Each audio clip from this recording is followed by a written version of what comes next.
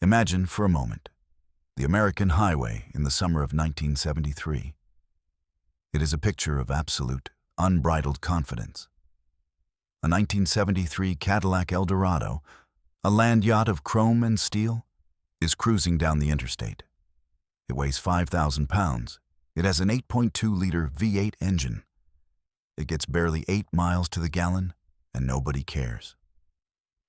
Why should they?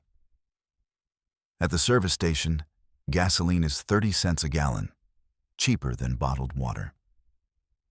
The American dream is running on a full tank, fueled by the assumption that this black blood of the earth is infinite, cheap, and strictly under Western control. The West believed they had conquered geology. The Seven Sisters, the cartel of Anglo-American oil giants, dictated the flow and the price.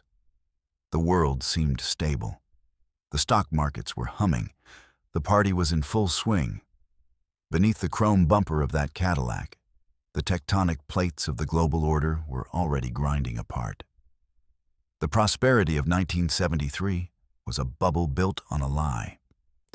2 years earlier, President Nixon had severed the US dollar from gold. The global financial system was adrift. In the palaces of Riyadh and the boardrooms of OPEC, men like King Faisal were watching the value of the dollars they received for their oil melt away due to American inflation. They were trading their finite, precious black gold for depreciating paper. And their patience was running on empty. They realized something the West had forgotten. You cannot print energy. Then, on October 6, 1973, the illusion shattered. As Egyptian tanks crossed the Suez Canal and Syrian forces stormed the Golan Heights, the real war began. But the most devastating weapon wasn't a Soviet-made missile or an Israeli tank. It was a valve. When OPEC announced the embargo, it wasn't just a political protest, and it was the first salvo of modern economic warfare.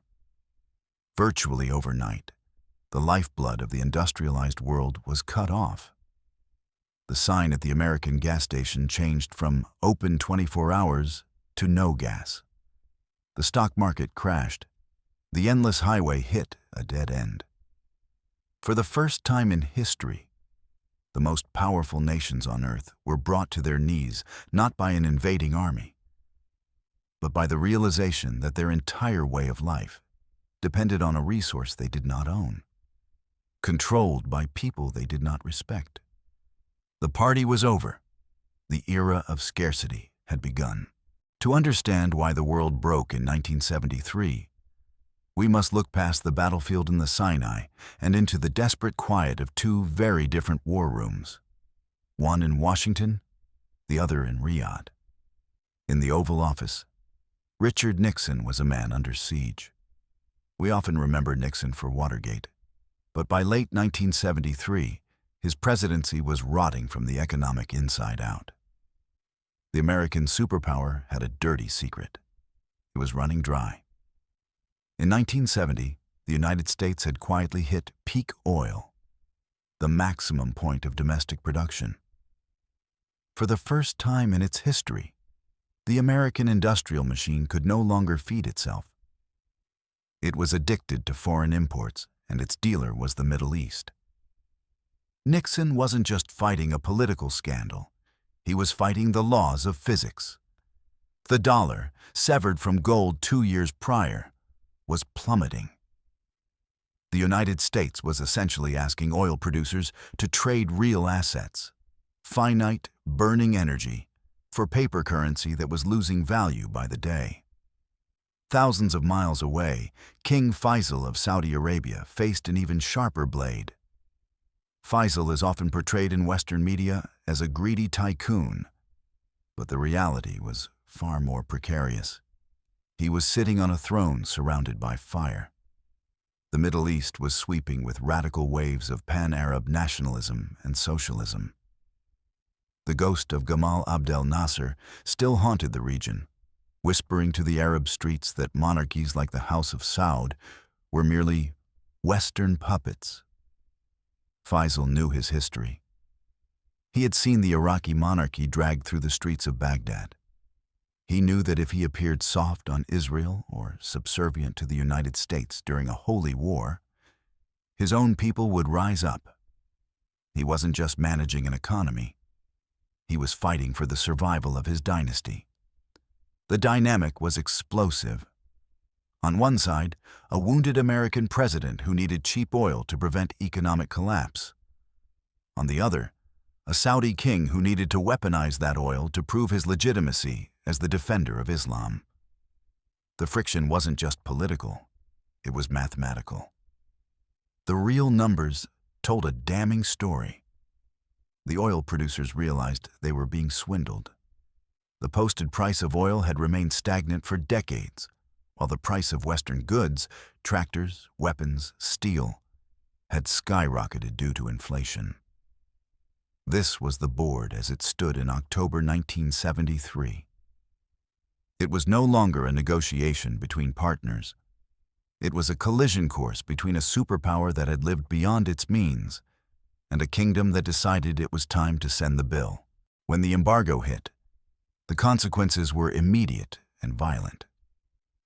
In a matter of months, the price of oil didn't just rise, it quadrupled. It went from $3 to nearly $12 a barrel. To the average consumer, this looked like inflation. To the financial historian, it was the greatest transfer of wealth in human history. Hundreds of billions of dollars were sucked out of the economies of the United States, Europe, and Japan, and blasted like a fire hose into the treasuries of the Persian Gulf. It was a hemorrhage of hard assets. The West was bleeding out, paying a ransom for its own modernization. But the visible price tag was only half the story. The invisible cost was the forfeiture of the future. This moment marked a bifurcation in global industry. American automakers, bloated and arrogant, doubled down on their gas-guzzling dinosaurs, unable to pivot. Meanwhile, Japan saw the writing on the wall. They had already been quietly perfecting fuel efficiency. When the shockwave hit, Toyota and Honda didn't just survive, they invaded. The 1973 crisis effectively handed the keys to the global automotive future from Detroit to Tokyo. The West paid for the oil shock not just with cash, but with its industrial dominance. Yet, amidst this wreckage, the United States pulled off one of the most brilliant and cynical financial maneuvers of the 20th century. Facing the collapse of the dollar, Washington sent Treasury Secretary William Simon on a quiet, high-stakes mission to Saudi Arabia in July 1974. The goal wasn't to lower gas prices for the American soccer mom. The goal was to re-engineer the global financial plumbing. Simon laid a devil's bargain on the table. The terms were simple but absolute. The United States would guarantee the security of the House of Saud against all enemies, foreign and domestic. We would sell them the most advanced weaponry on Earth. In exchange, the Saudis had to do two things. First, they must price all their oil sales exclusively in US dollars. Not gold, not yen, not marks, only dollars. Second, they must take those billions of surplus petrodollars and recycle them back into purchasing U.S. Treasury bonds.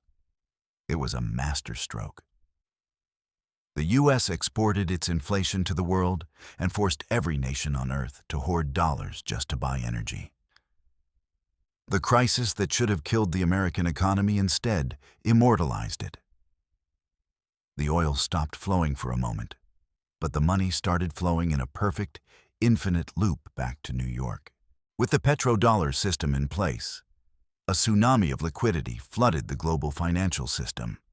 The Saudis and their OPEC neighbors were earning money faster than they could possibly spend it. This surplus cash needed a home, and it found one in the vaults of Western banks, Chase Manhattan, Citibank, and the financial houses of London. But banks do not make money by storing cash. They make money by lending it. And since the Western economies were stagnant, the bankers looked elsewhere. They turned their gaze to the Third World, Latin America, Africa, and parts of Eastern Europe. The trap was set with a handshake and a smile. Western bankers flew to Mexico City, Brasilia, and Warsaw, offering massive loans to developing nations. They pitched it as the path to modernization. Take this cheap money, build your dams, your highways, your steel mills. Desperate to develop, these nations signed the dotted line. But concealed within the fine print was a structural time bomb. These loans were denominated in US dollars, and crucially, they carried floating interest rates. This meant that the monthly payments of a farmer in Mexico or a factory owner in Brazil were now directly tied to the whims of the Federal Reserve in Washington, D.C. If the U.S. decided to raise interest rates to save its own economy, the debt burden for these poor nations would explode mathematically. They weren't just borrowing money. They were importing American volatility.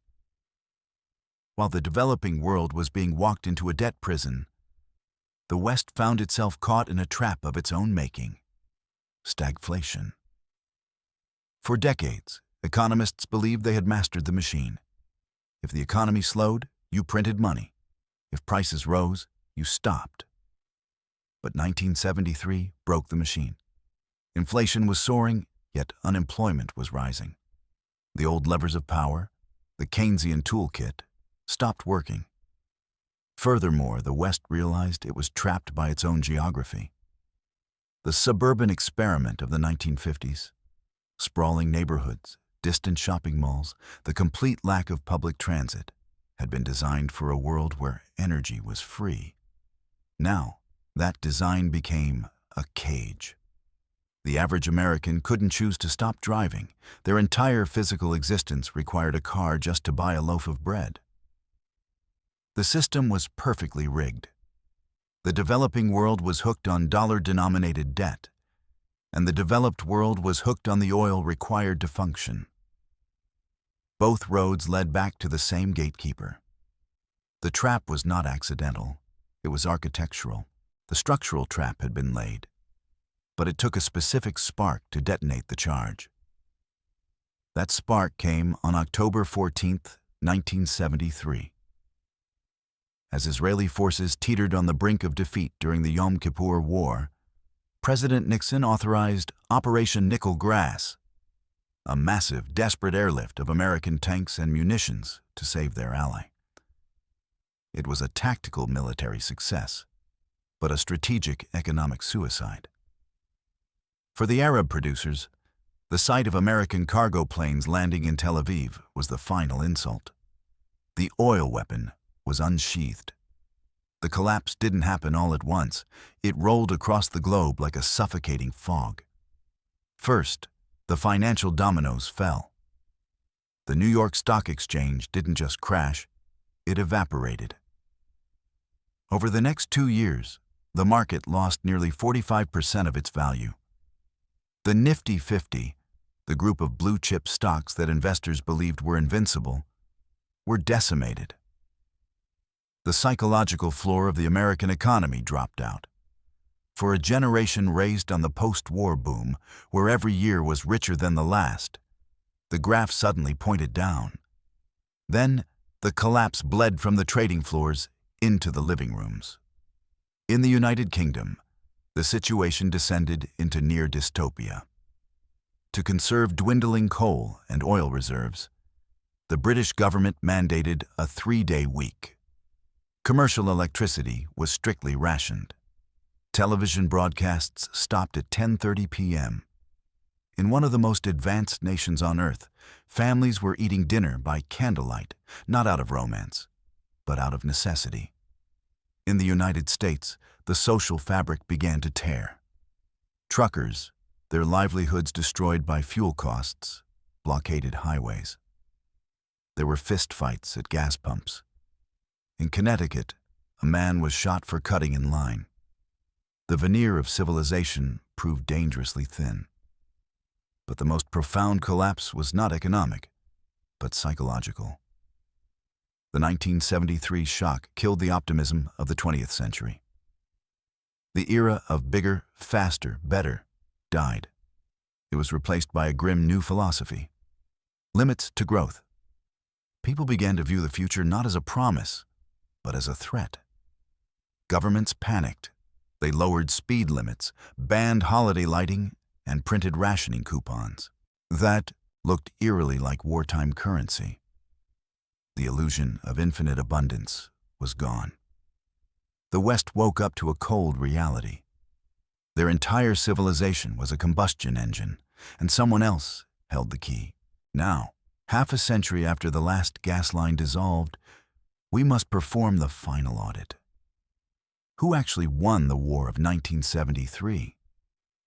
If you look at the skyline of Dubai or Riyadh today, cities of glass and steel rising from the desert, it appears the oil producers were the victors. They successfully humiliated the West and transferred trillions of dollars into their sovereign wealth funds. But look closer. The 1973 shock infected these nations with the Dutch disease. They became addicted to the easy rent of resources, suffocating their own industrial development. They built golden cages, becoming fabulously wealthy but completely dependent on Western technology to extract their oil and Western militaries to protect it. They won the battle for price, but they lost the war for true independence. The true winner, in a twist of supreme irony, was the United States. In 1973, America looked like a dying empire, but by hijacking the crisis to create the petrodollar system, Washington pulled off the greatest alchemic trick in financial history. They turned a liability, the need to import oil, into their greatest asset, global demand for the dollar. For the next 50 years, the U.S. could print money to buy the world's resources, running deficits that would bankrupt any other nation. The oil shock didn't end the American century. It extended it. Europe and Japan, lacking both oil and military might, took a third path: adaptation. Forced into a corner, they innovated. They stripped the fat from their economies, pioneering the microchips, solar panels, and fuel-efficient engines that define the modern world. Their victory was not in dominating the resource, but in transcending the need for it. The legacy of 1973 is not just a history lesson. It is a warning. Before 1973, power was defined by territory, how much land you held. After 1973, power was defined by flow. Who controls the valves, the shipping lanes, and the currency settlements? The oil shock taught us that in a globalized world, sovereignty is an illusion if you do not control your own supply chain. Today, as the world navigates new energy transitions and trade wars, the ghost of King Faisal stands in the room. The lesson remains unchanged. Civilizations are fragile things. We are always just one closed valve, one blocked canal, or one embargo away from the dark. The 1973 oil shock was not merely an event. It was the moment the world realized that the true currency of power isn't gold or paper money. It is energy. And the struggle to control it never really ended. Subscribe now to stay ahead of the times, because when history is written, you'll want to be among the few who recognized what was coming early. Thank you for watching and being part of the journey.